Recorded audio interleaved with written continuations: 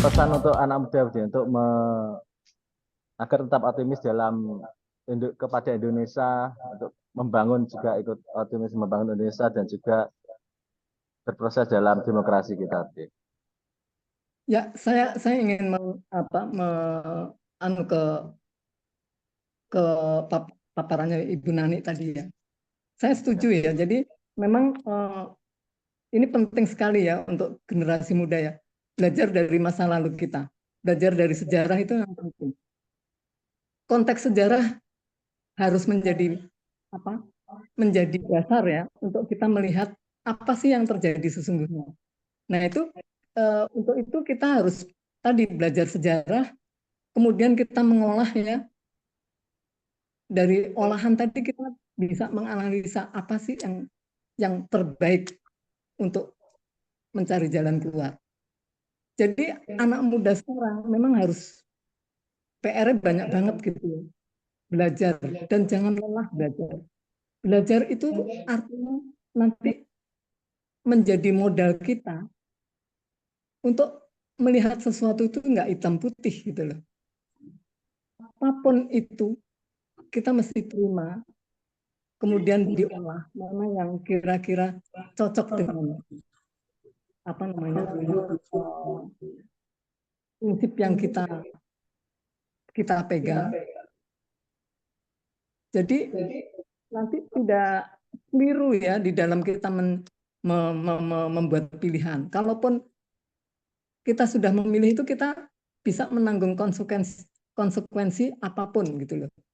Jadi jangan kita terus lari dari konsekuensi itu. Ya, maksudnya gitu. Jadi harus legowo gitu loh, harus punya jiwa besar. Orang salah itu hak, tapi dari kesalahan kita memperbaiki kesalahan itu yang baik begitu. Jadi belajar dari rentetan peristiwa, misalnya katakan kalau kita belajar dari tonggaknya itu 65 ya, 65 ke sini itu kan banyak sekali ya terjadi peristiwa-peristiwa kekerasan yang luar biasa ya. Dari 65 kemudian Orba, kemudian 98 sini itu kan kita bisa banyak belajar sampai Pilpres kemarin tuh kita banyak sekali yang bisa kita pelajari. Nah, itu anak-anak muda tidak boleh cuek ya, tidak boleh tidak memperhatikan itu. Kalau kalian kepingin punya negara yang besar, itu harus belajar dari di luar kamu belajar apa ilmu-ilmu yang memang menjadi spesialisasi, tapi politik atau sejarah itu harus dipelajari supaya negara ini nggak makin nggak makin jelek gitu loh, nggak makin memalukan. Kalau sekarang ini kan terus terang aja ya, kalau kita lihat publikasi luar itu juga kita tuh menjadi negara yang demokrasinya mundur, ekonomi juga kita belum tahu, katanya sekarang kita masih baik-baik saja. Tapi kan kalau melihat perang itu, coba deh, perang itu sekarang malah lebar kemana-mana. Lebanon itu sekarang malah remuk ya kan, sementara Ukraina dengan Rusia belum selesai. Itu kan akan imbasnya ke kita. Nanti kalau misalnya orang Eropa yang sekarang juga sudah mulai bangkrut, terus nggak bisa beli barang kita, atau sebaliknya kita nggak bisa beli pangan dari Ukraina misalnya, kan kita masih ambil tepung untuk membuat Indomie itu kan dari luar negeri. Kita nggak punya industri tepung, bukan industri, nggak punya ladang tepung, ladang gandum. Jadi kita juga tergantung dari negara luar. Ini nanti akan berpengaruh pada ekonomi Indonesia. Jadi kita jangan enak-enak sekarang. Wah, masih bisa ini, masih bisa itu. Beras aja kita impor. Bagaimana? Makanya saya setuju sekali ada gerakan di Jakarta ya, sudah banyak teman-teman saya itu berusaha untuk swasembada pangan dengan cara berkebun kecil-kecilan. Itu juga sudah sangat sangat Kalau saya tanya, kalau hanya untuk memenuhi keluarga kecil, bapak ibu dengan 2 anak itu punya 2 pot timun, 2 pot tomat, 2 pot cabai itu sudah, sambal itu udah nggak usah beli gitu loh. Jadi saya pikir dari kalian anak muda ini yang harus mempunyai apa ya,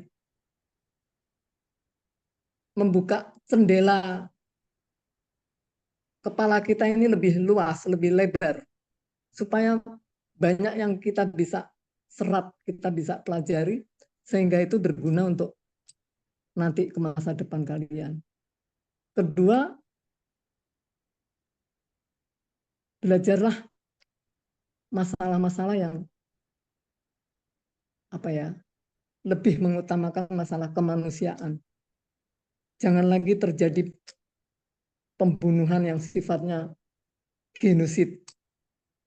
Jangan lagi ada kekerasan-kekerasan yang sifatnya di rumah tangga. Jadi dari situ itu nanti kalau gerakan itu apa ya, kesadaran itu tertanam, itu saya kok yakin ya dunia ini akan aman. Saya sendiri yang merasakan ya seperti apa menjadi eksil yang serba, bukan eksil lah, sebagai korban, maaf ya saya ini, sebagai korban yang serba terbatas gerak hidup saya, mau ngapa-ngapain itu susah gitu ya. Akibat kebijakan politik yang keliru saya melihatnya, itu salah besar ya, itu tidak manusiawi, itu udah menyalahi sila kedua dari Pancasila.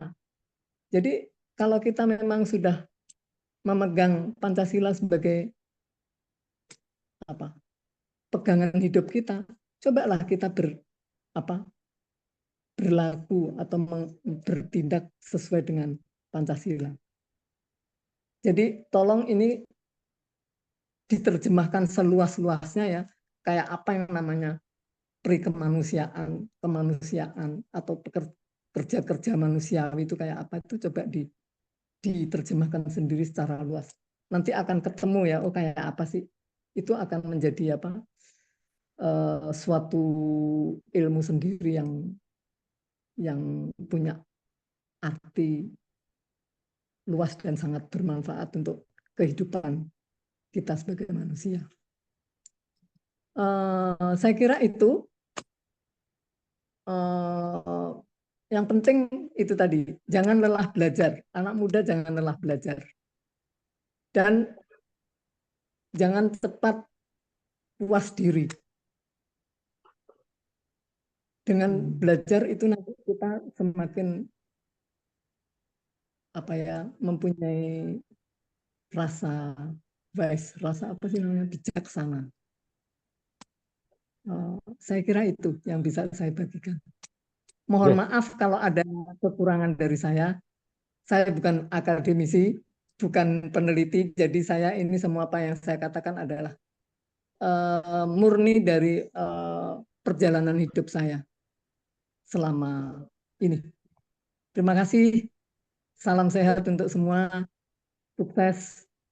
Amin, Semoga amin. proses belajar dari ketemu banyak orang ini bisa terus-menerus bergulir sehingga bermanfaat untuk masa depan anak-anak. Amin, Selamat malam. amin.